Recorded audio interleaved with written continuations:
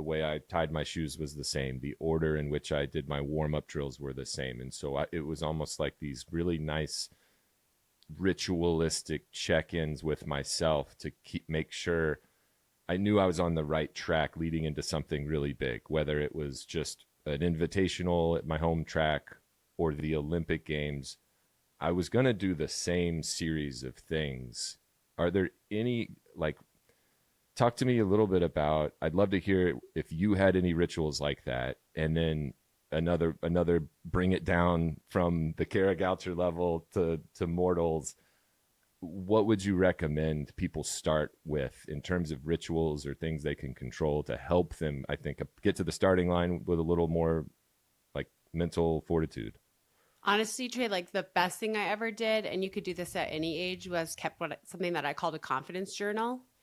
And if I'm entering the cross country season and I know that the last season is going to be the state meet, or maybe it's going to be the national championship, every single day I come home and before I go to bed, I write something positive I did that's taking me towards that goal at the end of the year. And this can be done at any age group, but it could be, had the best workout of my life, had fun with my friends. Hey, my workout, I didn't feel very good, but I still finished. And the reason this is so important is that when you get to that state meet or that national championship or the league meet, whatever it is that you've been training for, it's one thing for your coaches and your parents to be like, you're going to do great. I believe in you. It's really different. Because at some point you don't want to hear it. You're like, shut right, up, at some point Mom. you're like, thanks, Mom. Shut yeah, up, Mom. I know you think I'm great, But it's very different when you go through this journal then, and it's in your handwriting, it's in the way you speak, the words you use, and you go, oh my gosh, yeah, no, I did do all this stuff. I did do all this to prepare.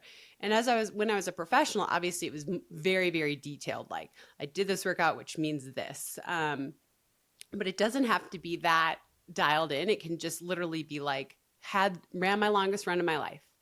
Didn't have a great day, but finished the workout anyway.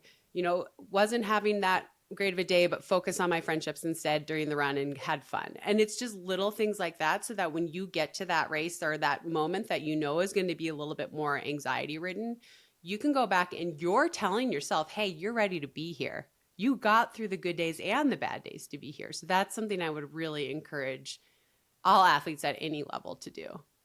Yeah, that would have, man, where were you in my life like 20 years ago? That would have been great.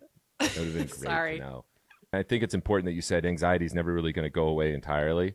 That's what I got from that. And doubts are going to happen, right? Like doubts are going to creep up during the race. The worst thing you can do is have it shock you, right? Like I'm an endurance athlete. I don't care what kind of shape you're in. 3/4 of the way through, you go, I don't know if I can do this anymore. I don't care what distance it is. I don't care how fit you are. I don't care what level of sport it is. There's this little voice that says, I'm tired. I don't know if I can do this. And the worst thing you can do is go, oh my gosh, now I'm dying. Be like, okay, little voice, I knew you were going to come. And here are my tools to overcome you. I know I did this workout, or here's my word that's going to get me back on track. Or one of the things I love to tell kids is like, there's going to be a million things telling you can't. Focus on the one thing that's telling you can. Hey, my legs are still moving. My breathing is still controlled. My posture is still good. So just don't I just think we think of mental toughness as like, nothing is going to filter this. Nothing is going to come through and penetrate. No.